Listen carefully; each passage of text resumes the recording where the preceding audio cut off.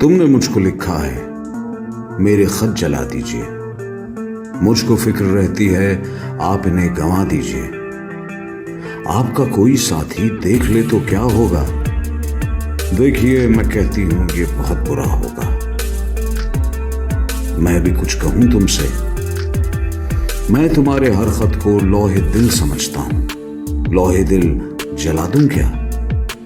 جو بھی سطر ہے ان کی کہکشاں ہے رشتوں کی، کہکشاں لٹا دوں کیا؟ ہے سواد بینائی ان کا جو بھی نقطہ ہے، میں اسے گنوا دوں کیا؟ جو بھی حرف ہے ان کا نقش جاں ہے جانانا، نقش جاں مٹا دوں کیا؟